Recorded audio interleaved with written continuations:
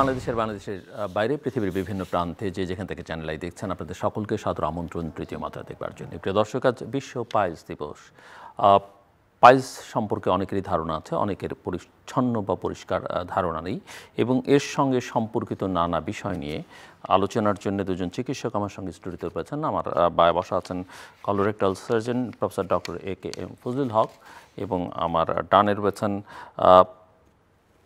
Colorectal consultant এবং laparoscopic ও laser surgeon doctor Asif Al Masuk. স্বাগত আপনাদের দুজনকেই তৃতীয় মাত্রায়। Professor doctor AKM Fazlul Haque, আপনার কাছে আমি একটু শুনতে চাইবো যে আজকে বিশ্ব পাইলস দিবস, সো একটু সাধারণভাবে যার ধারণা নেই হোয়াট ইজ পাইলস এবং এই দিবসের তাৎপর্য কীভাবে পালিত হচ্ছে বিশ্বজুড়ে, বাংলাদেশে কী হচ্ছে।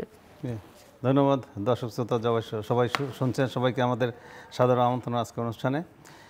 বিশ্ব পাইলস দিবস হলো, এটা ওয়ার্ল্ডব্যাপী পালন হচ্ছে। পাইলস দিবস, পাইলস বলতে সাধারণত লোকেরা বোঝে পায়ুপথ বা মলদ্বারের বিভিন্ন রোগ। আর আমরা সাধারণত কলোরেক্টাল সার্জন যারা, তারা কোলন এবং রেক্টাল সার্জারি সম্বন্ধে বলি। কোলন খাদ্যনালীর নিচের অংশ, এখানে যত রোগ হয় সব রোগকেই আমরা বলি কলোরেক্টাল সার্জারি। তো রেক্টাম মানে পায়ুপথ বা মলদ্বার, পাইলস, ফিস্টুলা, অ্যানাল ফিশার এবং কোলনে ক্যান্সার, রেক্টামে ক্যান্সার, কনস্টিপেশন, ডায়রিয়া, আমাশা, এই সমস্ত কিছুকেই সাধারণ লোকেরা বলে যে পাইলস হয়েছে আমার। যদি পায়খানা রাস্তা ফুলে যায়, ব্যথা হয়, পায়খানা ক্লিয়ার না হয়, তো অনেকেই মনে করে সম্ভবত আমার পাইলস হয়েছে, কেউ মনে করে ক্যান্সার হয়েছে, এইসব বিভিন্ন জিনিস। আর এটা যেহেতু একটা প্রাইভেট পার্টসের ভিতরে হয়, তো অনেকে মনে করে যে এটা একটা টাবু আছে, যে কাউকে বলবো কিনা, কারোর সাথে আলাপ করবো কিনা। ওয়াইফের হলে হাজব্যান্ডের সাথে আলাপ করে না, হাজব্যান্ডের হলে ওয়াইফের সাথে আলাপ করে না।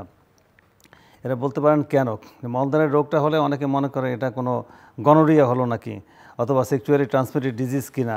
আমরা ডাক্তাররা যত কিছুই মনে করি না কেন যে না এটা এমন কোনো বিষয় না, বা এটা একটা রোগ, বা এটার সায়েন্টিফিক ব্যাখ্যা আছে, বিবরণ আছে, কিন্তু রুগীরা যা মনে করে তাই মনে করে। এবং আমাকে রুগীরা অনেক সময় এসে জিজ্ঞেস করে, স্যার আমার তো পাইলস হয়েছে, আমার বাচ্চা, আমার মেয়ের বয়স 10 বছর, ও কি আমার সাথে শোয়, ও কি আমার সাথে শুইতে পারবে, আমার রোগটা বাচ্চাতে সংক্রমিত হবে কিনা।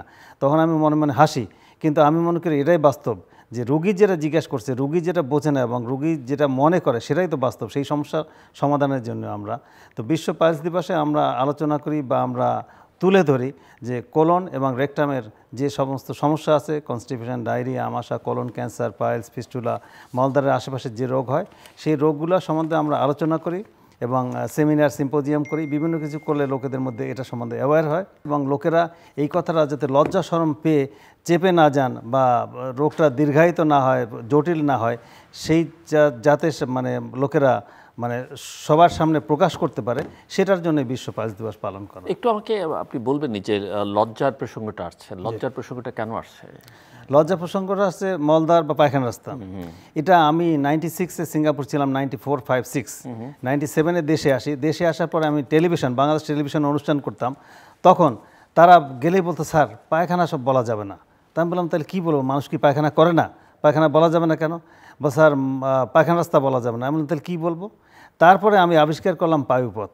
এগুলো সবাই আমার আবিষ্কার করা, কারণ লোকেরা টেলিভিশনে বলতে যে পায়খানা শব্দ বলা যাবে না। আমি তাহলে কী বলবো? শেষে বের করলাম যে মলত্যাগ বলতে হবে।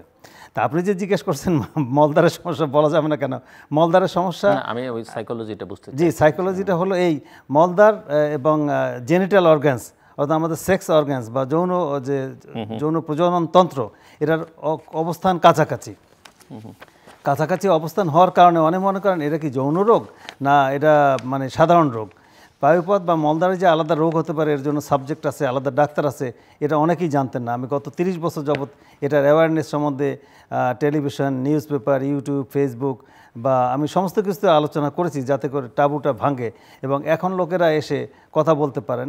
এবং আমি আমার জীবনে দেখেছি, আমার চেম্বারে রুগী এসছেন, রুগী এসে বয়স হলো রুগীর 32 বছর, একেবারে ইয়াং, হ্যান্ডসাম, সুন্দর দেখতে, এবং তার ওয়াইফ, তার বয়স মনে হয় 28 বছরের বেশি হবে না।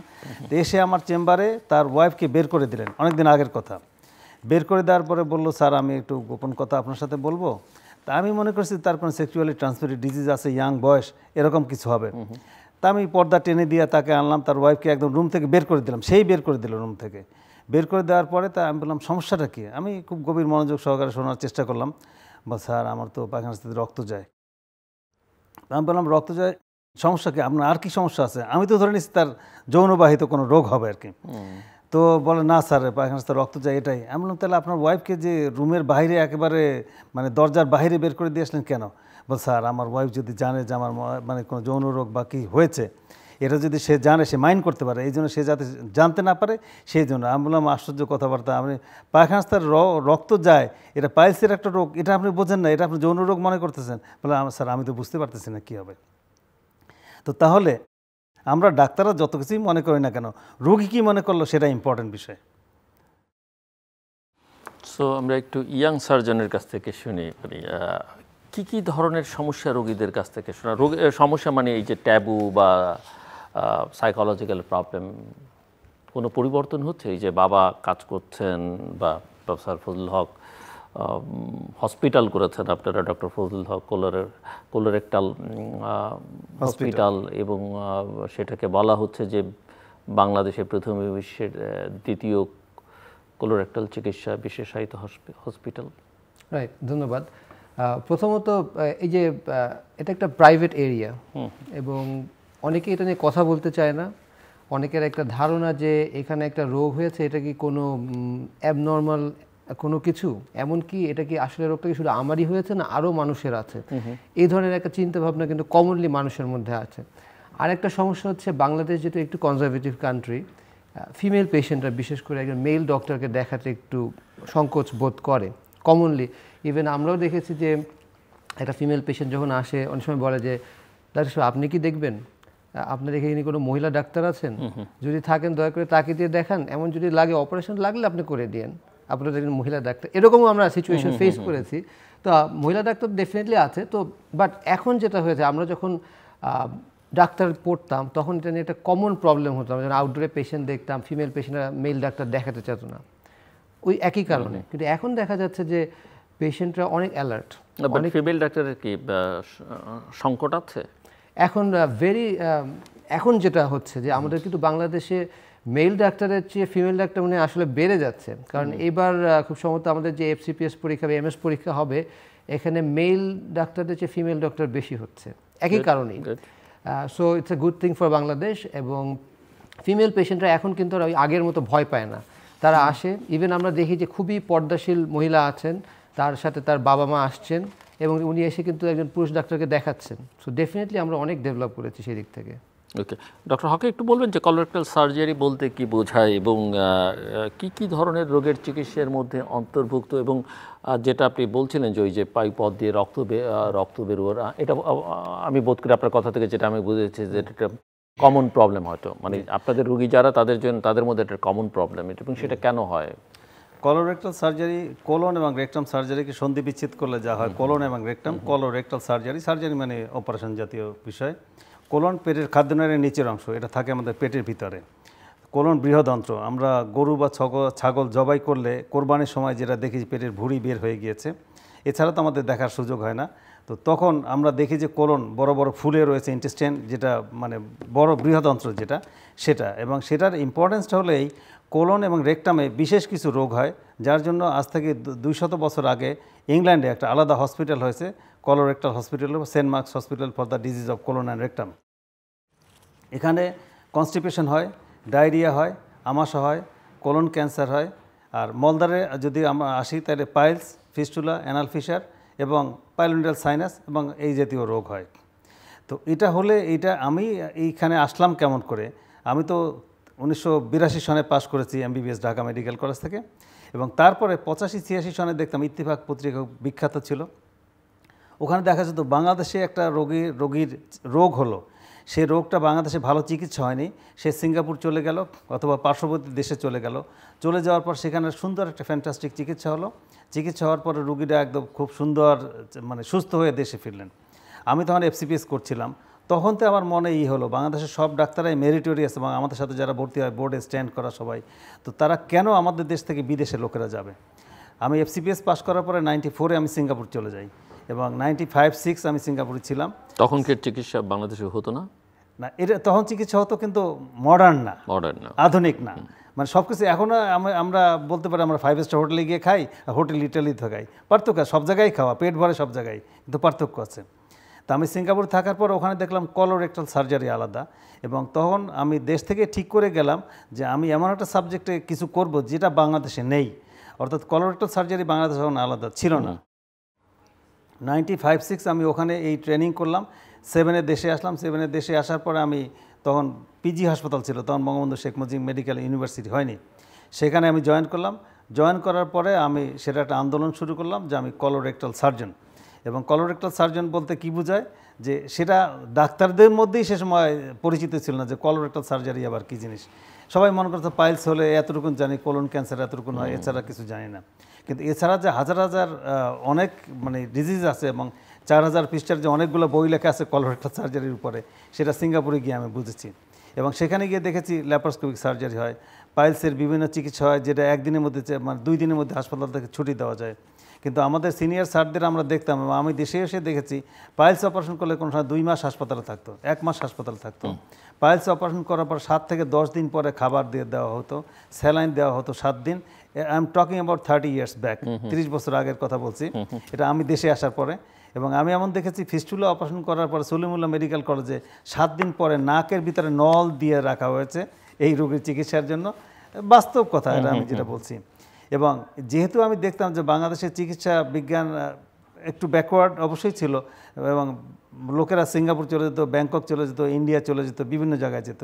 তো আমি আসার পরে সেই জিনিসগুলো আমি পুরোপুরি রিভার্স করতে পেরেছি। তবে 10 বছর আমাকে গভর্নমেন্টের সাথে এবং society of surgeons of Bangladesh অথবা বাংলাদেশের আমাদের কলিগ যারা ছিল তাদের বোঝাতে হয়েছে যে কলোরেক্টাল সার্জারি আলাদা একটা বিষয়, এখানে কোলন ক্যান্সার হয়, কনস্টিপেশন হয়, রেকটামে ক্যান্সার হয়। আর রেকটাম বা পায়ুপথ মলদ্বারে যদি ক্যান্সার হতো, তাহলে আগের সিস্টেম ছিল, আমি যখন দেশে আসছি প্রত্যেকটা রোগীকে পায়খানা রাস্তা কেটে ফেলে দিয়ে পেটে একটা ব্যাগ লাগিয়ে দেওয়া হতো আজীবনের জন্য। সেই ব্যাগটা মানে ব্যাগটা পেটের ভিতরে থাকবে, পায়খানা পেটের ব্যাগ থেকে বের হবে, এবং সারা জীবন ব্যাগটা থলে বয়ে বেড়াতে হবে। আমি আসার পরে আমি ঘোষণা করলাম যে 75 to 80% লোকের পেটে ব্যাগ লাগানোর দরকার নাই। স্ট্যাপলিং পদ্ধতিতে রেকটাম বা পায়ুপথের ক্যান্সার আমরা অপারেশন করতে পারি, যেখানে কোনো ব্যাগ ছাড়াই আমরা অপারেশনটা করতে পারি। সেটা নিয়ে প্রচুর তুমুল আলোচনা, হই হট্টগোল হয়েছে আমাদের সার্জনদের মধ্যে। আমি তাদেরকে অপারেশন করে দেখিয়েছি। এবং তখন বিটিভি ছিল সেই 95-96-এ, তখন বিটিভিতে আমি কথা বলতাম, কথা বলে সেগুলো বোঝার চেষ্টা করতাম। তখন জনকণ্ঠ পত্রিকায় খুব নাম করা ছিল, আই এম টকিং অ্যাবাউট 96-7-8। তখন জনকণ্ঠ পত্রিকায় লিখলে সবাই পড়তো। আমার একটা মানে টপিক ছাপা হলে লক্ষ কোটি মানুষ দেখতো। তখন ইউটিউব ফেসবুক ছিল না। তা আমি পেপারে লিখে লোকের মধ্যে প্রচুর পরিমাণে গেছি, ইত্তেফাক, তারপর Janakantha, I am talking about 97-8। তখন এই পত্রিকাগুলো নাম করা, তখন প্রথম আলো জন্ম হয়নি। তো সেইগুলোর পরে আর একটা কথা হলো যে পাইলস অপারেশন করলে লোকের ভয় ভীতি, পায়খানা করবো কেমন করে, হাসপাতালে কয় মাস থাকতে হবে, না খেয়ে থাকবো, অপারেশন করলে কতদিন হাসপাতালে থাকতে হবে, খরচ কত হবে ইত্যাদি। আমার আগে হাসপাতালে অপারেশন করে, পাইলস অপারেশন করলে হাসপাতালে থাকতে হতো 1 মাস থেকে 2 মাস। এবং ঢাকা মেডিকেল কলেজে অনেকে স্টোভ, চুলা ইত্যাদি নিয়ে আসতেন হাসপাতালে, ঘর বাড়ি তৈরি করে মানে একদম বেডের পাশে রান্না বান্না করে খেতেন মাস 2। এবং অপারেশনের পরে পায়খানাস্তার অপারেশনের পরে পায়খানাস্তার যে ব্যান্ডেজ দেওয়া হতো, সেই ব্যান্ডেজ ছোটাবার সময় যেভাবে স্ক্রিমিং বা চিৎকার করতো মানুষে, সেই চিৎকার, সেই ইন্টার্নশিপের সময় আমার চিৎকার আমার কানে এখনও আছে, কারণ আমরা তো রাত দিন 24 ঘন্টা কাজ করতাম। কিন্তু আমি সিঙ্গাপুর গিয়ে দেখলাম যে এসবের কিছু প্রয়োজন নেই, সব আধুনিক হয়ে গেছে, অন্য কায়দা। এমনকি লেজার অপারেশন সেই সময় ছিল 95-96-এ ওখানে, আর অন্যান্য অত্যাধুনিক পদ্ধতি। আমি দেশে এসে সেগুলো যখন চালু করলাম, এবং 2 থেকে 3 দিন পরে একটা পাইলস রোগীকে আমরা অপারেশন করে ছেড়ে দিতাম, রোগীরা বিশ্বাসই করতো না। এবং আরও আছে পাইলসের ভ্যারাইটি, 30 ধরনের পাইলসের অপারেশন আছে। যেমন রাবার রিং লাইগেশন আছে, রাবার ব্যান্ড লাইগেশন। সেটা যদি মলদ্বারের ভিতরে আমার চেম্বারে এখন আমি করি, কোনো কাটা ছিঁড়া ছাড়া আমি চেম্বারে করে দেবো, চেম্বার থেকে সে 1 ঘন্টা বা আধা ঘন্টা পরে চলে যাবে, এবং এতে 70% লোক ভালো হয়ে যেতে পারে যদি প্রথম দিকে আসে। আমাদের লোকেরা দেরি করে আসে, দেরি করে আসলে পরে আমরা সেটার জন্য মলদ্বারের আশেপাশে কোনো রূপ কাটা ছেঁড়া ছাড়া, সেটা অবশ্য 2003-এ আমি বাংলাদেশে চালু করেছি, লঙ্গো অপারেশন, একটা মেশিনের সাহায্যে। পাইলস হলে মলদ্বারের চতুর্দিকে 3টা জায়গায় পাইলস হয়, 3টা জায়গায় মাংসটা ঝুলে পড়ে, ব্লিডিং হয়, ব্যথা হয়। তো লঙ্গো একজন অ্যান্টোনিও লঙ্গো একজন প্রফেসর, ইউরোপিয়ান, ইটালিয়ান, তো উনি এটা আবিষ্কার করেছেন 2000 সালের দিকে। তা আমি 2003 সালে বাংলাদেশে চালু করেছি, এবং ফার্স্ট অপারেশনটা আমি অপারেশন করে এই চ্যানেল আইতেই প্রচার করেছিলাম 2003-এ। তখন প্রচার করার পরে প্রচণ্ড রকম সেটা পরিচিতি হয় এবং তারপরে লোকেরা হাজার হাজার লোক আসে এবং আমি লঙ্গ অপারেশনের উপরে যত অপারেশন করছি সারা পৃথিবীতে কোনো সার্জনের ধারে কাছে অপারেশন করতে পারে নাই এবং আমি গত 30 বছর কলোরেক্টাল সার্জারি অপারেশন ছাড়া আপনার কোনো চিকিৎসা নাই? অপারেশন ছাড়া প্রথম হ্যাঁ আপনি ফার্স্ট পাইলসের 3টা ডিগ্রি আছে, first degree, second degree, third degree, fourth degree. তো 4টা ডিগ্রি আপনার কিন্তু ওয়ার্নিং দিচ্ছে। ফার্স্ট ডিগ্রি মানে পাইলস মলদ্বারের ভিতরে আছে, তখন ব্লিডিং হচ্ছে, তখন যদি আপনি আসেন আপনাকে যদি আমরা ডায়েট কন্ট্রোল করি এবং ইসুপগুলো বসে দেই, সবজি দেই, সালাদ দেই, পানি দেই এবং কিছু ওষুধ দেই, তাতে আপনি ভালো হয়ে যাবেন। দোষ কিন্তু রোগের না, দোষ রোগীর। ওই পর্যায়ে ব্লিডিংটা হয়? হ্যাঁ, ফার্স্ট ডিগ্রিতে হলো যখন পাইলসটা ছোট একটা মাংসপিণ্ড মলদ্বারের ভিতরে থাকে, বের হয় না, তখন শুধু ব্লিডিং হয়, ওয়ার্নিং দিচ্ছে। তখন আমরা মলদ্বারের ভিতরে টেস্ট করি, কোলোনোস্কোপি পরীক্ষা করি। তো পরীক্ষা করে যদি দেখি যে ক্যান্সার নাই, পলিপ নাই, আলসারেটিভ কোলাইটিস বা রক্ত আমাশা না, মলদ্বারের ভিতরে রক্ত না যায় এমন কোনো রোগ নাই। আপনি যে রোগটির কথাই বলবেন সেই রোগটিতেই মলদ্বারের ভিতরে রক্ত যায়, মলদ্বার থেকে রক্ত যায়।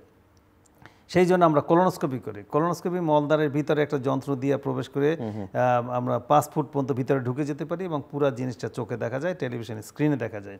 তো দেখলে পরে আমরা রোগকে ক্লাসিফাই করি যে এটা কি পাইলস, এটা কি ক্যান্সার, এটা কি আলসার, না এটা কি পলিপ। এই ক্লাসিফিকেশনের মধ্যে যেখানে সে গিয়ে পড়বে সেটার চিকিৎসা আমরা তাকে দেব। হাতুড়ি ডাক্তার মতো আমরা এটা বলি না যে আপনি পায়খানায় রক্ত গেছে আপনি সাথে সাথে আসেন আমরা বলে দিলাম আপনার পাইলস হয়েছে, এইটা কখনোই আমরা করব না। আমরা কোলোনোস্কোপি করে আমি যেটা বলতে চাইছিলাম যে সার্জারি ছাড়াও চিকিৎসা, সার্জারি ছাড়া আমি বললাম যে প্রথমে আমরা ওষুধ দেব, অ্যাডভাইস দেব, তাতে বেশিরভাগ লোক ভালো থাকে। সেকেন্ড ডিগ্রি, থার্ড ডিগ্রি আর যদি অ্যাডভান্সড হয়ে যায়, পাইলসটা মলদ্বারের বাইরে ঝুলে পড়ে, তখন অপারেশনের প্রশ্ন এসে যায়। ডক্টর আসিফ আলমাস হক, আমি আপনার পরিচয়ের মধ্যে দেখতে পাচ্ছি যে আপনি তো একদিকে কনসালটেন্ট, ল্যাপ্রোস্কোপিক, লেজার সার্জন। কি ডক্টর হক যেটা করেন তার সঙ্গে আপনার চিকিৎসা বা সার্জারির পার্থক্যটা কি? আধুনিক কতটা, কষ্ট কম কতটা, সাশ্রয় কতটা, সেটা একটু আপনার কাছ থেকে বুঝতে চাই। আর একটা ছোট্ট প্রশ্ন ছিল যে আপনি ইয়াং ডক্টর হিসেবে যেটা রুগীদের ক্ষেত্রে হয়, যেটা ডক্টর হক বলছিলেন যে এক ধরনের ট্যাবু আছে, এক ধরনের জড়তা আছে রুগীরা এক্সপ্রেস করতে, ইয়াং ডাক্তারদের মধ্যে এই মানে আপনাদের যে ক্ষেত্র সেখানে উৎসাহ কেমন? তারা কতটা, যদিও বলছিলেন আপনি একটা মেয়েরা এখন অনেক এগিয়ে এসছে, বাট সবাই কি স্পেশালাইজেশনের ক্ষেত্রে এই জায়গাটা প্রেফার করছে? ধন্যবাদ আপনাকে। যেটা স্যার বলেছেন অলরেডি যে আমাদের যে আগের যে চিকিৎসা পদ্ধতি ছিল সেখান থেকে এখন আমরা অনেকটা চেঞ্জ করে ফেলেছি। আগে যেমন আগে একই সার্জারি পুরা কেটে করা লাগতো, তারপরে কয়েকটা সেলাই থাকতো। তো টয়লেটের রাস্তা বা মলদ্বার তো খুব সেন্সিটিভ একটা এরিয়া, এখানে যদি সেলাই দেওয়া হয়, কাটা ছেঁড়া করা প্রচণ্ড পেইনফুল, দীর্ঘ সময় লাগে ঘা শুকাতে। তো যদি খেয়াল করেন যে আমাদের যদি অন্য কোনো জায়গায় কেটে যায় বা কোনো চিকিৎসা হয়, আমরা সেলাই দিয়ে দিয়ে পেশেন্টকে আমরা বলি যে আপনি রেস্ট নেন, জায়গাটা ড্রাই রাখেন, জায়গাটা পরিষ্কার রাখেন। কিন্তু আনফর্চুনেটলি মলদ্বারে কিন্তু এর কোনোটাই সম্ভব না। আপনি রেস্ট দিতে পারছেন না, ড্রাই রাখতে পারছেন না, ক্লিন থাকার তো প্রশ্নই ওঠে না। সো অ্যাজ আ রেজাল্ট এখানকার ঘা শুকানো বিকামস আ বিগ চ্যালেঞ্জ। তো সেইখানে দেখা যাচ্ছে যে যেটা আপনি একটু আগে জিজ্ঞাসা করেছেন যে সার্জারি লাগে কিনা, ইনফ্যাক্ট আমরা কিন্তু এখন সার্জারি থেকে মিনিমালি ইনভেসিভ সার্জারিতে আসার চেষ্টা করছি, মানে কম কাটা ছেঁড়া।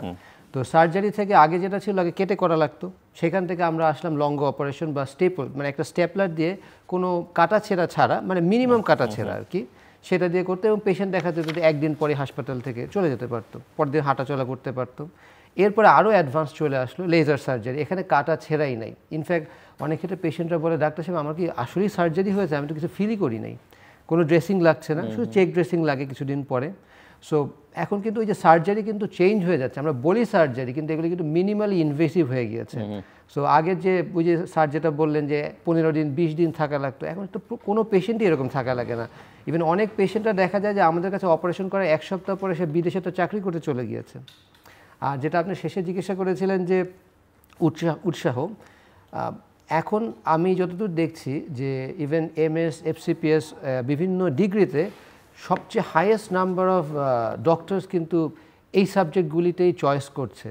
আগে যেটা দেখা যেত একসময় এটা আমরা হয়তো জানতামই না অনেক সময় যে কোলোরেক্টাল সার্জারি একটা আলাদা সাবজেক্ট, এখন দেখা যায় যে সবচেয়ে highest number of doctors male এবং ফিমেল সবাই কিন্তু এই সাবজেক্টে ভর্তি হওয়ার জন্য অ্যাপ্লাই করছে। এর কারণটা হচ্ছে বাংলাদেশে এর পেশেন্ট অনেক বেশি এবং এখানে অনেক স্কোপ আছে এবং ডেভেলপমেন্টের অনেক স্কোপ আছে। পেশেন্ট কেন বেশি, মানে এটার কি কারণ থাকতে পারে অন্যান্য দেশের তুলনায়? অনেকগুলি কারণ আছে, কারণ আমাদের পাইলস, ফিশার, ফিস্টুলা এগুলি হচ্ছে গিয়ে মাল্টিফ্যাক্টোরিয়াল ডিজিজ। আসলে এগুলি কোনো একটা কারণে হয় না। অনেকে জিজ্ঞাসা করেন যে, অনেকে আগে ভাবতো যে হয়তো কোষ্ঠকাঠিন্য হলেই পাইলস হবে। কোষ্ঠকাঠিন্য কিন্তু একটা ফ্যাক্টর, কিন্তু এমন অনেক পেশেন্ট আছে যা আমাদেরকে বলে যে আমার কিন্তু কখনো কোষ্ঠকাঠিন্য হয়নি, তারপরে পাইলস হলো কোথার থেকে। এর কারণ হচ্ছে এখানে ফ্যামিলিয়াল একটা ফ্যাক্টর আছে। আপনার যদি বাবা মার থাকে হতে পারে, আপনার যদি রাতে ঘুম না হয় সেখান থেকে পাইলস হতে পারে, আপনার যদি যেমন অন্যান্য লোকজন থাইরয়েডের সমস্যা থাকে সেখান থেকে পাইলস হতে পারে, ইভেন আপনি যদি কিছু ঔষধ খান সেই ঔষধ থেকেও কিন্তু constipation as a result piles হতে পারে। সো এটা কিন্তু মাল্টিফ্যাক্টোরিয়াল। আর বাংলাদেশে আমাদের লাইফস্টাইল একটু হেকটিক, আমরা ডিসিপ্লিন মেনটেন করি না, আমরা ঠিকমতো ঘুমাই না, আমরা বিশেষ করে এক্সারসাইজ করি না। সেডেন্টারি লাইফস্টাইল বা যারা বসে কাজ করে তাদের কিন্তু দীর্ঘ সময় যারা বসে, যে আমরা যেমন বসে আছি এইভাবে যারা কাজ করে এদেরও কিন্তু পাইলস হওয়ার চান্স বেড়ে যায়। সো এই সব সমস্যাগুলি বা এইসব রিস্ক ফ্যাক্টরগুলি বাংলাদেশি মানুষের মধ্যে একটু বেশি, এবং অ্যাজ আ রেজাল্ট পাইলসও বেশি হয়। ডক্টর ফজলুল হক, আমরা ক্যান্সার নিয়ে আলোচনা করছিলেন, আপনি কথায় কথায় যে কোলন ক্যান্সার। তো আমার প্রশ্ন হচ্ছে যে কোলন ক্যান্সার অপারেশন করলে ভালো হয় কি না, এবং কোন স্টেজে ভালো হওয়ার সম্ভাবনা কতটুকু থাকে? কোলন ক্যান্সার হয় মানে 3-4টা জায়গা। কোলন একটা লম্বা অর্গান, একটা পাইপ, এটা পেটের ডান দিক থেকে আরম্ভ করে পেটের ভিতর দিক থেকে একদম বাম দিক হয়ে নিয়ে রেকটাম দিয়ে বের হয়ে চলে যায়।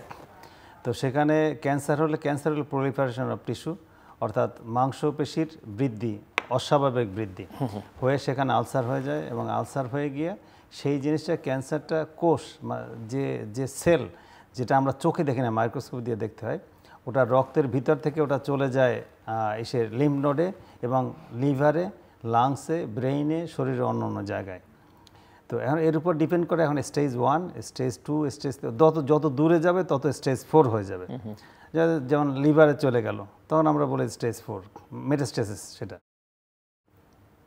তো ক্যান্সার হলে আমরা বুঝবো কেমন করে? বুঝবো এভাবে, যদি আমরা রেকটাম বা পায়ুপথ মলদ্বারের ভিতর হয় তাহলে আমার পায়খানা ক্লিয়ার হবে না, বারে বারে পায়খানা হবে, পায়খানার সাথে যাবে, রক্ত যাবে, রক্তটা পাইলস হলে যাবে টাটকা লাল রক্ত, আর যদি ক্যান্সার হয় তাহলে মরা রক্ত যাবে, অল্টার্ড ব্লাড বলে সেটাকে। আর যদি কোলনের ভিতরে মানে মরা রক্ত মানে অল্টার্ড, মরা রক্ত মানে ধরনটাকে আমি বুঝতে, মানে দর্শকদের বোঝার সুবিধার্থে বলছি। মানে এটা ডাক্তারদের ভাষা। রোগীরা বলবে মরা রক্ত স্যার, কালচে রক্ত যায়, বাংলা ভাষা কালচে, কালচে রক্ত টাটকা লাল। লালটা হচ্ছে আপনি বলছেন পাইলস হলে টাটকা লাল ফোটায় ফোটায় পড়বে। আর ক্যান্সার হলে ঘা হয়ে যায়, ঘা থেকে যে রক্তটা যায় সেই রক্তটা হলো কালচে রক্ত থাকে, কারণ এই রক্তটা মলদ্বারের ভিতরে, রেকটামের ভিতরে খানিকক্ষণ থাকে। তারপরে যখন সে পায়খানা করতে বসবে 2 ঘন্টা 4 ঘন্টা পরে, ততক্ষণ রক্তের কালারটা চেঞ্জ হয়ে যায়, মরা রক্ত। আর যদি মলদ্বারের আরও ভিতরে, এবং আপনি এর আগে বলছিলেন যে পাইলস বা পেস্টুলা যে কোনো রোগ হোক মলদ্বারে, তাতে ব্লাড যেতে পারে।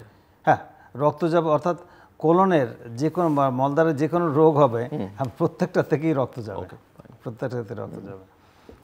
সো ক্যান্সারের কথা ছিলাম আমরা। হ্যাঁ, আমরা ক্যান্সারের কথা ছিলাম। ক্যান্সার হলো কি, ক্যান্সার ডিপেন্ড করে, যদি কোলনে ক্যান্সার হয় তার চিকিৎসা একরকম। কোলনে ক্যান্সার হলে সাধারণত আমরা বলবো স্টেজ যত কিছুই হোক না কেন, স্টেজ 1, 2, 3, 4 ইত্যাদি হলে পরে আমাদের অপারেশন করতে হবে কোলনে ক্যান্সারে। হ্যাঁ, কোলন ক্যান্সার অপারেশন করার পরে সাধারণত আমরা আগে কেমোথেরাপি, রেডিওথেরাপি দিই না।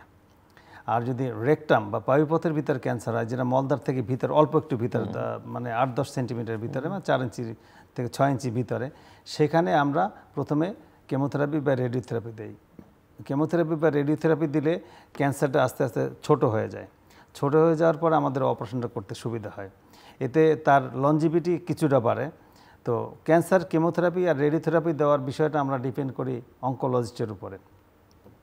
আমরা মাল্টি ডিসিপ্লিনারি বোর্ড করি, অর্থাৎ একটা ক্যান্সার অপারেশন আগে আমরা অঙ্কোলজিস্ট, আমি এবং প্যাথোলজিস্ট মিলে একটা মিটিং করি। সেই মিটিংয়ে আমরা সিদ্ধান্ত নিই 3-4 গ্রুপের ডাক্তাররা মিলে যে এটার আসলে বেস্ট চিকিৎসাটা কী হবে। তখন অঙ্কোলজির ডাক্তার বা কেমোথেরাপির ডাক্তার উনি যদি বলেন যে 4টা কেমোথেরাপি দিয়া তারপর আপনি অপারেশনটা করে দেন, তাহলে রোগীটার সার্ভাইভাল এবং আপনার বেটার পাবেন, অপারেশনটা করতে আপনার সুবিধা হবে এবং রোগীটার সার্ভাইভাল ডিউরেশনে কিছুটা বাড়বে এটা। আর কোলনে ক্যান্সার হলো এর এক বলে মরণ ব্যাধি বা ঘাতক ব্যাধি। কোলন পেটের ভিতরে, পেট একটা ঢোলের মতো, ঢোলের ভিতরে একটা পাইপ থাকে পেটের এই মাথা থেকে ও মাথা। তো সেটার ভিতরে যখন ক্যান্সার হয় কেউ জানে না, এমনকি বড় বড় ডাক্তার কোলন ক্যান্সারে মারা গেছেন তারা জানেন না তার ক্যান্সার হয়েছে। তাহলে বলতে পারেন তাহলে কেমনে জানবে? পেটে মাঝে মাঝে ব্যথা হয়, তা পেট ব্যথা তো সবারই, আমাদের গ্যাস্ট্রিক টেস্ট্রিক ইত্যাদি হয়, পাত্তা দেয় না কেউ, পেটে ব্যথার কেউ পাত্তা দেয় না, ডাক্তার বলে আর রাখেন 2টা ট্যাবলেট খেয়ে নেন আপনি। আর আরেকটা হলো কি, যখন তার ওই ভিতর থেকে কোলন ক্যান্সার বা ঘা থেকে আস্তে আস্তে রক্ত যায়, অল্প অল্প রক্ত, 6 মাস, 1 বছর, 2 বছর, 3 বছর যাবত অল্প অল্প রক্ত যেতে থাকে। তো রক্ত যেতে যেতে রক্ত শূন্যতা হয়ে যায়, রোগী কাগজের মতো সাদা হয়ে যায় এবং রোগীর দুর্বল লাগে। তখন আশেপাশে সবাইকে বলে, ছেলে মেয়ে বা আত্মীয় স্বজনতে সবাই বলে আমার তো খুব দুর্বল লাগতেছে, কী করবো? তখন বলতে মেডিসিন ডাক্তার দেখেন, মেডিসিন বিশেষজ্ঞের কাছে যান, মেডিসিন বিশেষজ্ঞরা গেলে ও আপনার রক্তশূন্যতা হয়েছে, আচ্ছা তাহলে খোঁজেন রক্তশূন্যতার কী কারণ। সে তো কোলনে ক্যান্সার এটা জানে না, বিভিন্ন পরীক্ষা নিরীক্ষা এইটা সেটা হেমাটোলজিক্যাল পরীক্ষা ইত্যাদি পরে দেখা যায় না, কোথাও খুঁজে পাওয়া যাচ্ছে না রক্তশূন্যতার কারণ। তখন বলে ও আচ্ছা তাইলে একটা কারণ আছে, আমরা কোলোনোস্কোপি করেন আপনি, কোলোনোস্কোপি করে পেটের ভিতরে দেখা যায় যে এখন ক্যান্সার বা আলসার পাওয়া যায়। তাহলে সেই আলসার বা ক্যান্সারটা ততক্ষণে বড় হয়ে গিয়েছে, কারণ এই ক্যান্সারটা যতক্ষণ পর্যন্ত আপনার রক্তশূন্যতা হয়েছে ততক্ষণে 1.5 থেকে 2 বছর আগে আপনার এই ঘটনাটা ঘটেছে, 2 বছর আগে। তো 1.5 থেকে 2 বছর আগে আপনার হয়ে গেলে টিউমারটা বড় হয়েছে, এটা স্টেজ 3-4 দিকে চলে গেছে, লিম্ফ নোডে চলে গেছে, রক্তে গেছে, লিভারে গেছে, বা পেটের ভিতরে ছড়ায় গিয়ে পেটের ভিতরে পানি জমা হয়েছে, এই সমস্ত কিছু হয়েছে। তো এরপরে অপারেশন করলে রোগী যে স্টেজে আছে, আমার তো অপারেশন করা ছাড়া কোনো উপায় নাই, বাঁচা মরা ডিপেন্ড করে স্টেজের উপরে, কোন স্টেজ। বাট আপনি যখন অপারেশন করছেন, অপারেশন করবার তো আবার পরবর্তী পর্যায়ে আবার ক্যান্সারটা দেখা দিতে পারে। অপারেশন আমরা যদি কোলনে ক্যান্সার অপারেশন করি, যে কোলনটা আমরা কেটে ফেলি ওখানে কিন্তু ওটা it is gone for ever. Colon একটা পাইপ, সেটাকে এবং তার আশেপাশে টিস্যু সহ কিন্তু আমরা অনেকখানি জায়গা নিয়ে কাটবো, শুধু কোলনটাই কাট না, কোলনের পাশে মেজেন্ট্রি আছে, বাংলায় পর্দা বলে। কোলন কেটে ফেলে দিলে শরীরের অন্য কোনো সমস্যা হয় না? না, আমাদের খাদ্যনালী হলো 25 ফুট লম্বা, ওকে, কোলন হলো 6 ফুট লম্বা। তো 6 ফুটের যেখানে ক্যান্সার হয়েছে 1 ফুট বা 1.5 ফুট আমরা কাটবো, তারপর তো 4 ফুট আছে। ক্যান্সারের তো একটা সহজাত প্রবৃত্তি আছে, প্রবৃত্তি হচ্ছে যে একবার আপনি সরিয়ে ফেললে আবার সে গ্রো করতে পারে। সেটা হবে যেখানে যে অংশটা রয়ে গিয়েছে, যেখানে আমি হাত দিতে পারি নাই। কোলনে ক্যান্সারটা কোলন এবং তার পাশে পর্দা আছে একটা, মেজেন্ট্রি বলে, সেই পর্দাটা পর্যন্ত আমি কেটে আনতে পারবো। এবং তারপরে যে লিম্ফ নোডের ভিতরে এওরোটার পাশ দিয়ে লিভারের ভিতরে বা ডায়াফ্রামের উপরে চলে গেছে, সেই সমস্ত স্ট্রাকচার আমি কাটতে পারবো না।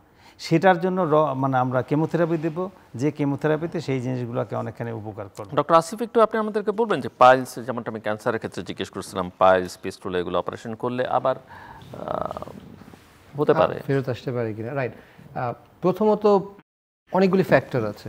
1 নম্বর হচ্ছে কি যে আমরা কোন স্টেজে সার্জারিটা করি, এটা খুব ইম্পর্টেন্ট। পেশেন্টকে একটা অ্যাডভাইস দেওয়া হয়, আমরা প্রথমে ঔষধ দিয়ে ট্রাই করি, ঔষধ দিয়ে যখন কাজ হচ্ছে না তখন আমরা পেশেন্টকে অ্যাডভাইস করি যে আপনার ঔষধে কাজ হচ্ছে না, রোগটা তো প্রোগ্রেস করছে, ফার্স্ট ডিগ্রি থেকে সেকেন্ড ডিগ্রি থেকে থার্ড ডিগ্রি এগিয়ে যাচ্ছে, তো এখন সার্জারি করে ফেলেন।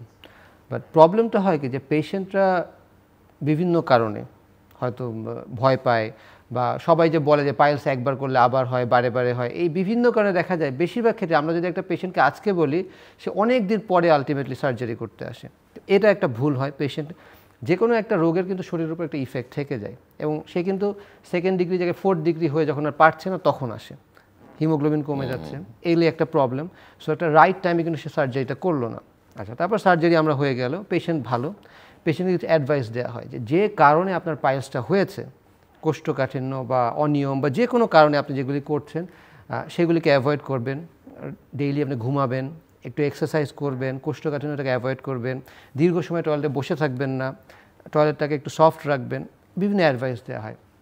এবং একটা গ্রুপ অফ পেশেন্ট আছে, আমি বলবো বেশিরভাগ পেশেন্ট এগুলি ফলো করে, এবং 99% পেশেন্টের কিন্তু কখনো এগুলো ফেরত আসে না। প্রবলেম তো হচ্ছে 1% নিয়ে, এরা একটু শুনতে চায় না বা মানতে চায় না, সব কিছু নিজের মতো করে করার চেষ্টা করে। এই 1% গ্রুপটা দেখা যায় যে আবার কিছুদিন পরে আবার আরেকটা সমস্যা নিয়ে আসে। তো এখানে আমি সবসময় পেশেন্টদেরকে বলি যে আপনাকে যে কারণে পাইলসটা হয়েছে সেই কারণগুলি যদি আপনি অ্যাভয়েড না করেন তাহলে তো এটা আবার হবে, that is the problem. So এই 1% বাদ দিলে 99% পেশেন্ট আমি কনফিডেন্টলি বলতে পারি যে এই পাইলস কখনো আর ফেরত আসে না। সো ডক্টর হক, একটু বলেন আপনার হসপিটাল সম্পর্কে, মানে হসপিটালের কার্যক্রম শুরু করা, আজকে কোথায় এসে দাঁড়িয়েছে, দেশে বিদেশে এর চাহিদা অর্থে যদি জিজ্ঞেস করি, এবং সেই সঙ্গে যেটা খুবই ইম্পর্টেন্ট সেটা হচ্ছে যে চিকিৎসা ব্যয়, বা এই যে সার্জারিগুলো করছেন, আপনি করছেন, ডক্টর আসিফ করছেন, কীরকম ব্যয় আমি একটু দর্শকদের ধারণা দিতে চাই। ইনশাআল্লাহ আমাদের এটা একটা লম্বা ইতিহাস আছে, আমি তো বলেছি যে ব্যাকগ্রাউন্ডটা কি, কিন্তু খুব বেশি লম্বা করা যাবে না, আমার সময়ের সীমাবদ্ধতা আছে। সো হ্যাঁ, তো সেই কারণে আমি বাংলাদেশে আসার পরে আমি কলোরেক্টাল সার্জারি করি। আমি উপমহাদেশে প্রথম সার্জন যে শুধু কলোরেক্টাল সার্জারি করি। তো কলোরেক্টাল সার্জারি আমার যে সীমাবদ্ধ কোলন এবং রেকটামের যে রোগ হয় এতটুকু চিকিৎসা করি। আপনারা জেনে খুশি হবেন যে ইংল্যান্ডে 10 বার অপারেশন করে, আমেরিকাতে 4 বার অপারেশন করে, ইটালিতে 10 বার অপারেশন করে, কানাডা 10 বার অপারেশন করে ফিস্টুলা নামের রোগটা বারে বারে হয়, তারপর আমার কাছে আসলে আমি করে দিই এবং ভালো হয়ে যায়। এটা একটা দুইটা না, আমাদের দেশ থেকে রোগীরা বিদেশে গেলে 10 বার অপারেশন করার পরে যদি হয়ে আসে তাহলে কিন্তু এখানে পেপারে স্টোরি করে সবাই, কিন্তু আমরা যখন ইংল্যান্ডে 10 বার অপারেশন ফেল করার পর আমি যখন ভালো করে পাঠাই, এটা কিন্তু পেপারে বাংলাদেশে কোনো স্টোরি হয় না। তো তাহলে আমি হাসপাতালটার এসে আলোচনা আসি, সেটা হলো আমি গত 30 বছর যাবৎ কলোরেক্টাল সার্জারি করি। এর কারণ হলো কোলন এবং রেকটামে অসংখ্য রোগ হয় এবং বাংলাদেশে 17 কোটি মানুষ আছেন। এই মানুষরা আমার নাম না জানে এমন কেউ নাই ইনশাল্লাহ। আর এছাড়া ইন্টারন্যাশনালি আন্তর্জাতিকভাবে পৃথিবীর যে কোনো প্রান্তে আপনি যে কোনো জায়গায় গিয়ে কলোরেক্টাল সার্জনদের বললে আমার নাম চিনবে। এখন আমার এখানে 3 থেকে 400 রোগীর নাম লেখা থাকে অ্যাডভান্স, তো নাম লেখা থাকে। তো এই এত রোগী প্লাস আমরা একই দিনে কিন্তু অনেকগুলো অপারেশন করি, একটা না 15-20টা অপারেশন করতে হয় আমাদের প্রতিদিন। তো এইটার উপরে ভিত্তি করে আমি দেখলাম যে এটা তো সাধারণ জায়গায় চিকিৎসা করলে হচ্ছে না, সেই জন্য আলাদা স্পেশালাইজড হসপিটাল করতে হবে। এবং সেখানে আমি ধানমন্ডিতে একটি হসপিটাল করেছি, আমার নামেই নাম রেখেছি ডক্টর ফজলুল হক কলোরেক্টাল হসপিটাল লিমিটেড, এটা হসপিটালটার নাম এভাবে। এবং এখানে আমি ডক্টর আসিফ আলমাস হক, আমার অনেক ছেলে আছে ডক্টর সাকিব সারওয়াত হক, তারপর আসমা হোসেন নুরা আমার পুত্রবধূ, এরা সবাই FCPS, MRCS, FRCS করা এবং ফ্যামিলি হসপিটাল। এখানে 95টা বেড আছে এবং 95টা বেডের মধ্যে আমাদের এই সব জায়গায় আমাদের রোগী থাকে শুধু কলোরেক্টাল সার্জারি। এবং যেহেতু দেশ বিদেশে বাংলাদেশে প্রায় 1.5 কোটি মানুষ আছে বিদেশে, সেখানে বিভিন্ন রোগীর যখন অপারেশন ফেল করে তখন আমাদের কাছে আসে। এবং আপনার তো আল্লাহর আমাদের জানবেন, আপনি ইন্ডিয়ায় 140 কোটি লোক আছে, সেখানের সার্জনরা আমার নাম জানেন। বাংলাদেশ থেকে কোনো রোগী গেলে অথবা নাম লেখাতে গেলে অনেক সময় বলে দেয় বাংলাদেশে ফজলুল হক আছে, তার কাছে দেখাও গিয়া, এখানে ভেলোরে আসার দরকার নেই, এভাবে বলে। তো এটা আমি বলি যে নোয়াখালী থেকে যায় ভেলোরে, ভেলোর থেকে আবার আমার কাছে পাঠিয়ে দেয়। এই তো লন্ডনে একটা হসপিটাল আছে, সেটার নাম হলো Saint Mark's hospital for disease of colon and rectum. এটা সেন্ট মার্কসে মিডলসেক্স হ্যারোতে অবস্থিত। এটা 1835 সনে হয়েছে। আর আমি ফজলুল হক বাংলাদেশে এই 17 কোটি মানুষের জন্য এই কলোরেক্টাল হসপিটাল করলাম 190 বছর পরে, মনে হয় 1835 সনের পরে কত বছর হবে, প্রায় 200 বছরের কাছাকাছি চলে আসে 1835 সনে। তো আমি এখানে করলাম। বলতে পারেন যে আপনি হসপিটাল করলেন, এই হসপিটাল ওয়ার্ল্ডের 2nd হসপিটাল হয় কেমন করে, এটা বিশ্বের নামকরা সার্জন যারা তাদের সাথে আমি বলছি যে আমি কলোরেক্টাল হসপিটাল করছি বাংলাদেশে। সেকেন্ড হয় মানে কি, মানে কোয়ালিটির দিক থেকে না, কোয়ালিটি না, এটা এর আগে কোনো hospital specialised for colorectal surgery. লন্ডনে একটা হসপিটাল আছে, যেটা আপনি বলছেন প্রায় 200, অন্যান্য সার্জনরা বলছেন যে ওয়ার্ল্ডের অন্য জায়গায় কলোরেক্টাল স্পেশালাইজড কোনো হসপিটাল কেউ করে নাই, তুমি এই প্রথম করলা, এটা ওয়ার্ল্ডের 2nd হিসাবে। এছাড়া ঢাকা মেডিকেল কলেজ, পিজি হাসপাতাল বা অন্যান্য জায়গায় কলোরেক্টাল সার্জারি হচ্ছে, কিন্তু as part of general surgery, সমস্ত কিছুর সাথে মিলানো। আমারটা শুধুই কলোরেক্টাল সার্জারি, যেমন ন্যাশনাল হার্ট ফাউন্ডেশন শুধু হার্টের চিকিৎসা হয় বা আই হসপিটাল আইয়ের চিকিৎসা হয় সেরকম। তা আমার এখানে এটা হয় কি, একই রোগীর চিকিৎসা আমি 30 বছর করার পরে আমার কাছে এখন ডায়াল বাত হয়ে গেছে। এবার বুঝতেই পারেন একটা এক্সপার্ট স্পেশালিটি ডেভেলপ করে। এবং ইংল্যান্ড আমেরিকায় যে অপারেশনটা 5 বার 7 বার 10 বার ফিস্টুলা ফেল করে, সেটা এখানে করি। বলতে পারেন যেটা ফেল ওখানে করে কেন, ওখানে সার্জনটাকে জানে না। এটা বইয়ে লেখা আছে, ইংল্যান্ড আমেরিকার বইয়ে লেখা আছে। 2500 বছর যাবত। বলেন আপনি মোটিভেট করলেন কিভাবে যে ফ্যামিলির সবাই, এমনকি পুত্রবধূ পর্যন্ত সবাই এই জায়গায় কিভাবে চলে আসছে, এটা একটু বোঝার দরকার। এমনও তো হতে পারে যে আপনারটা দেখতে শুনতে, ওই যে শুরুতে যেটি আপনি ওই যে ট্যাবু বা মাইন্ডসেটের কথা বলছিলেন, উৎসাহ অনেক সময় নাও দেখাতে পারে। না, আই এম মোস্ট ফরচুনেট।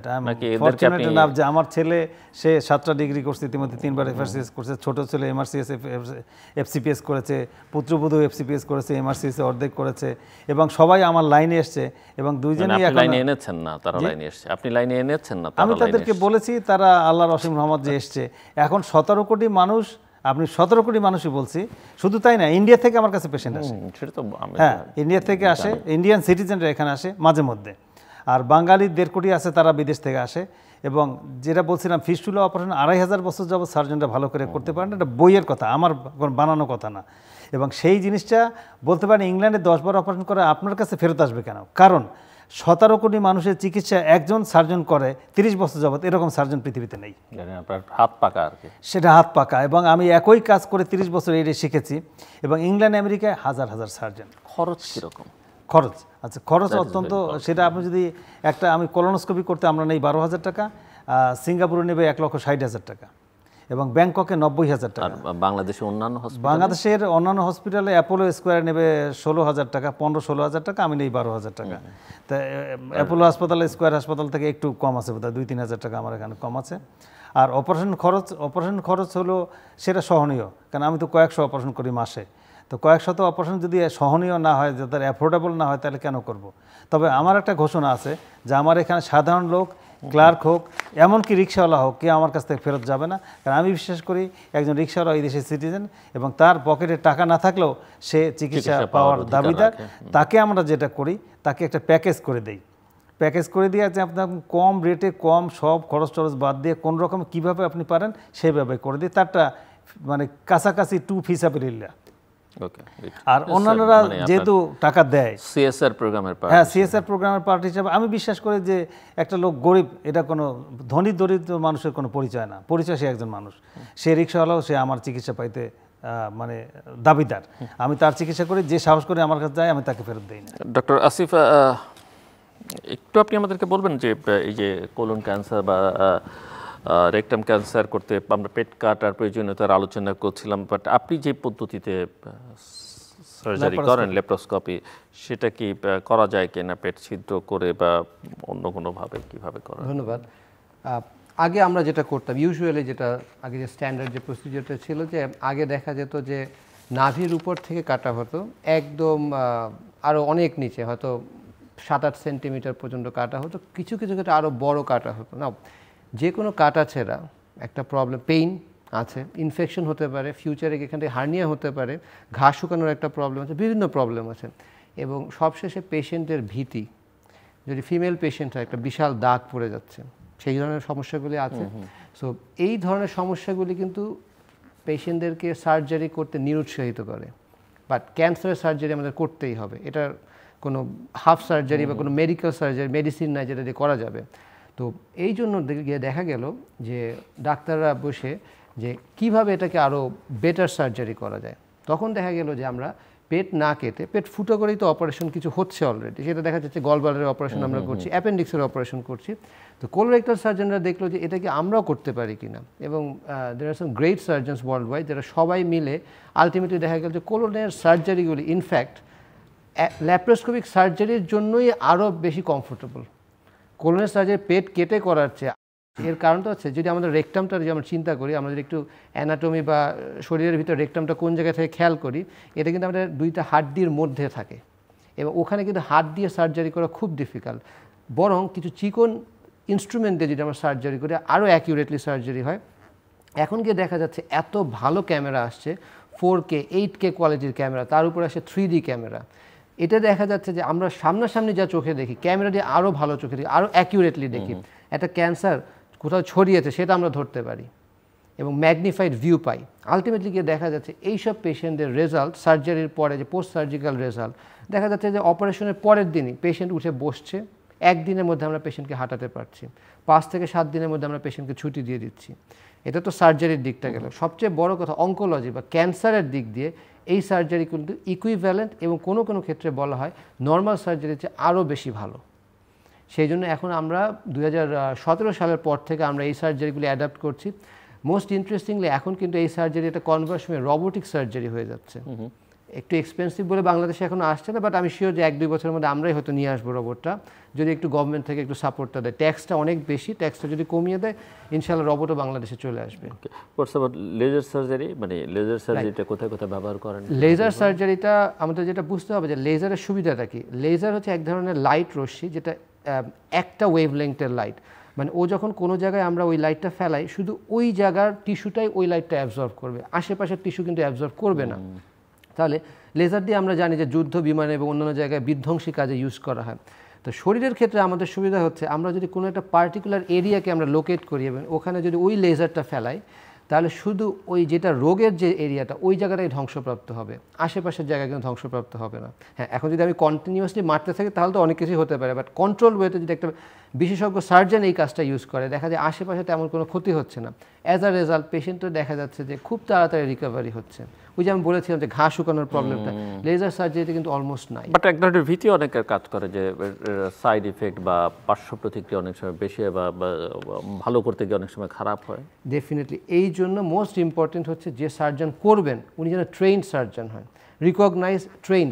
এই কাজে না, উনি তো ট্রেন্ড হলেন বা হলেন না, রোগী কিভাবে বুঝবে যে উনি কতখানি ট্রেন্ড আর কতখানি ট্রেন্ড না? সাধারণ রোগী কিভাবে বুঝবে? হ্যাঁ, এটা একটু ডিফিকাল্ট। এই জন্য রোগীকে আমি সবসময় আমার পেশেন্টদেরকে বলি যে আপনি আপনার রোগ সম্বন্ধে জানবেন, এটা প্রথম কাজ।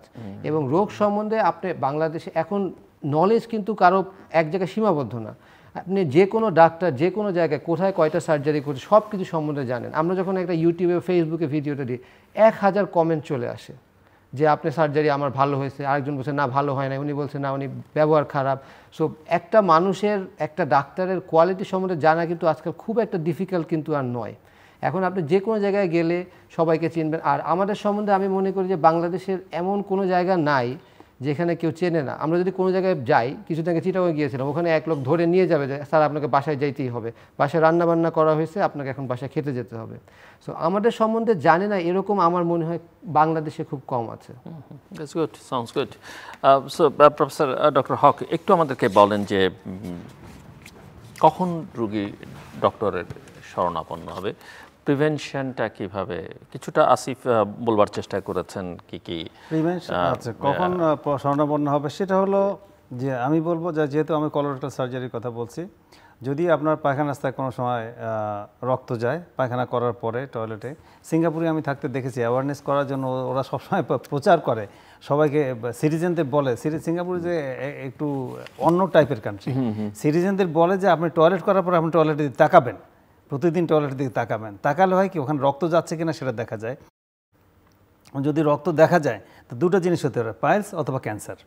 এবং আপনি সাথে সাথে ছুটি নিয়ে আপনি সিঙ্গাপুর জেনারেল হসপিটাল, সিঙ্গাপুরের হাসপাতালে যাবেন, গেলে পরে তারা কলোনোস্কোপি করে। এমনও তো অনেক রোগীর হতে পারে যে কয়েকদিন রক্ত গেল তারপরে রক্ত যাচ্ছে না, সেটা হ্যাঁ, না পাইলসের রক্ত এমনই হবে যে পাইলসের রক্ত কিন্তু কদিন, 7 দিন রক্ত যাবে, 5 দিন রক্ত যাবে, যাওয়ার পর রক্ত বন্ধ হবে, 2 মাস রক্ত যাবে না, তারপরে আবার যাবে। আচ্ছা।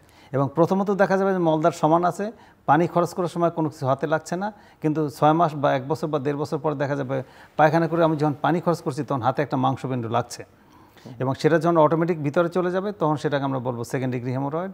যদি পায়খানা করার পর একটা মাংসবিন্দু মলদারের বাইরে আমরা হাতে বুঝতে পারছি এটা মলদারের বাইরে ঝুলে পড়েছে এবং সেটা চাপ দিয়ে ভিতরে ঢুকিয়ে দিতে হচ্ছে, সেটা হল 3rd ডিগ্রি হেমোরয়েড। আবার যদি চাপ দিলে ভিতরে ঢোকে না বাহিরেই থেকে যায় সেটা 4th ডিগ্রি হেমোরয়েড। তার এটার জন্য সময় লাগবে 3 বছর 4 বছর। আর আরেকটা কথা হলো যে আপনি বলছেন কখন টেস্ট করা লাগবে, এটা বুঝবো কেমন? ডক্টরের শরণাপন্ন কখন হবেন, প্রিভেনশনের জন্য কি করণীয়, বা ধরেন অনেক সময় অনেক রোগ আছে, যেমন যদি আমরা এইভাবে বলি যে ধরেন আমাদের হালকা জ্বর হয়, সর্দি হয়, আমাদের ডক্টরের কাছে অনেকে জিজ্ঞেস না করো, আমরা নাপা খেয়ে ফেলি, এটা করি ওটা করি। সো একটু সাধারণভাবে এখানে কলোরেক্টাল সার্জারিতে মলদারের সমস্যা যদি হয় তাহলে আপনাকে নিজে চিকিৎসা করার কোনো উপায় নাই, কারণ আপনি মলদার আপনি কখনোই চোখে দেখেন না, প্লাস মলদারের রোগ সম্পর্কে আপনি নিজে কিছুই না, ডাক্তার না, তাহলে মলদারে আপনি যাবেন। আমরা হয় কি আরেকটা হয় কি পায়খানা করার পর যখন ব্যথা বা জ্বালাপোড়া হয়, পায়খানা শক্ত হলে মলদার কেটে যায় এরকম মনে হয়, সেটাকে বলা অ্যানাল ফিশার বা মলদার ফেটে যাওয়া, সেটা হলেও রক্ত যাবে। আর আরেকটা হলো যে ক্যান্সার হলে কিন্তু রক্ত প্রথমে যাবে না, প্রথমে কিছুই হবে না, 3 থেকে 4 মাস 6 মাস যাবত আপনার কোনো সিমটম হয় না, পরে তলপেটে একটু ব্যথা হতে পারে, পায়খানা ক্লিয়ার হয় না, বারে বারে পায়খানা হয়, পেটের মাঝখানে ব্যথা এবং মোচড় দিয়ে পায়খানা আসে, খাওয়ার পরে পেটে ফুলা এবং ব্যথা বেড়ে যায়, এই অবস্থা হলে কলোনোস্কোপি করতে হবে। আর আরেকটা ইম্পর্টেন্ট বিষয় আমরা বলবো তাদেরকে, যাদের ফ্যামিলিতে একবার ক্যান্সার হয়েছে, যাদের ফ্যামিলিতে, তো তার রক্তের সম্পর্ক যারা, তারা ভাই বোন যে কজন আছে তাদেরকে আমরা বলি যে 5 বছর পর পর কলোনোস্কোপি করতে হবে। যে কোনো ক্যান্সার নাকি কোলন ক্যান্সার? কোলন ক্যান্সার হলো, colon we are talking about colon cancer. কোলনের খাদ্যনালীর ভিতরে নিচের অংশ যদি ক্যান্সার হয় তাহলে ফ্যামিলির ভিতরে হলে তার রক্তের সম্পর্ক, মা বাবা এবং ভাই বোন যারা আছে রক্তের সম্পর্ক, তাদের কোলোনোস্কোপি করতে হবে 5 বছর পর পর। আর এরপরে যদি ক্যান্সার না পাওয়া যায়, যত বয়স বৃদ্ধি পাবে তত হওয়ার সম্ভাবনা তাদের বৃদ্ধি পায়, এই আর একটা কথা হলো, যদি 40 বছরের বয়স বেশি হয়ে যায়, 40 বা 50 হয়ে যায়, তখন অবশ্যই আপনাকে একেবারে নিজের স্বেচ্ছায় গিয়ে একবার কোলোনোস্কোপি করা উচিত। কারণ তখন কোলনের ক্যান্সারটা শুরু হয় ছোট্ট আঙ্গুর ফলের মতো বা শিমের বিচির মতো একটা টিউমার থেকে, শিমের বিচি বা তার চেয়ে ছোটো, খুবই ছোট্ট একটা, যেটাকে আমরা বলি পলিপ, সেখান থেকে হয়। তো কোলোনোস্কোপি করলে 6 ফুট কোলনের ভিতরে ঢুকে আমরা পলিপ, ছোট্ট আঙ্গুর ফলের মতো বা শিমের বিচির মতো জিনিসটা দেখলাম। দেখার পরে রুগীকে বলি যে এটা অপারেশন করতে হবে, কেটে ফেলতে হবে। যদি সে পারমিশন দেয়, আমরা ওটা যদি অপারেশন করে ফেলে দিই, তো এখান থেকেই কোলন ক্যান্সারটা হতো, কোলন ক্যান্সার প্রিভেনশন হবে। অর্থাৎ কোলন ক্যান্সার বার্ডিং 20 থাকা অবস্থা আমরা কেটে ফেললাম। যার জন্য আমি মাঝে মাঝে বলি যে আমার চেম্বারে যে একবার এসছে তার জীবনে কোলন ক্যান্সার হবে না। এটার মাঝে যারা, এটা ব্যাখ্যাটা কোথায়? ব্যাখ্যা হলো, আমি কিন্তু সবাইকে 40 বছর 50 বছর হইলে আমি বাধ্যতামূলকভাবে সবার কোলোনোস্কোপি করি, মানে একদম ফুল কোলোনোস্কোপি। আমি তাকে বুঝাই যে আপনি আজকে এই 1 ঘন্টা সময় দিলেন, মানে আমাদের একজন বিখ্যাত লেখক এই রোগে মারা গেছে, আপনি অবশ্যই জানেন, 2012 সালের দিকে।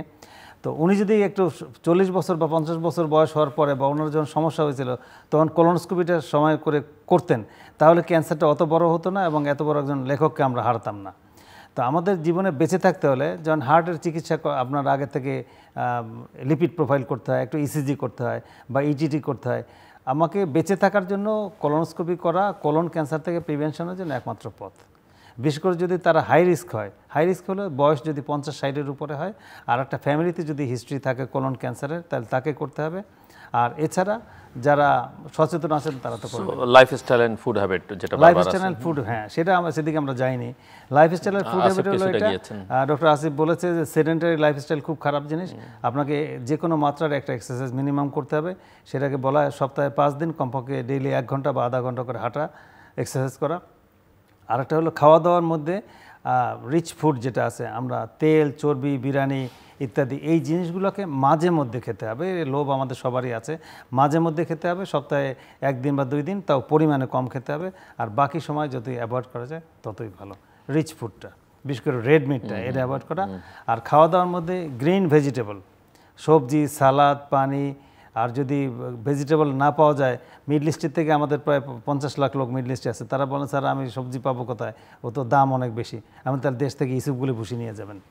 হ্যাঁ, ইসুপগুলো ভুসিতে কিনতে পাওয়া যায়, সেটা আপনার সকালে 1 চামচ, বিকালে 1 চামচ ইসুপগুলো ভুসি, এবং 24 ঘন্টায় 8 থেকে 10 গ্লাস পানি খেলে আমার অনেক কিছুই রোগ এখান থেকে প্রতিরোধ। আমরা শেষের দিকে ডক্টর আসিফ কিছু যোগ করবেন জাস্ট ক্লোজিং রিমার্ক হিসেবে? রাইট, আমার সবাই যেহেতু অনেক লোকজন যেহেতু শুনছেন, আমি সবসময় বলবো যে বাংলাদেশের মানুষ কিন্তু একটু স্বাস্থ্য অচেতন বলবো আমি, অসচেতন আর কি। যে সারা পৃথিবীতে কিন্তু হেলথের উপরে অনেক বেশি এমফ্যাসিস দেওয়া হয়।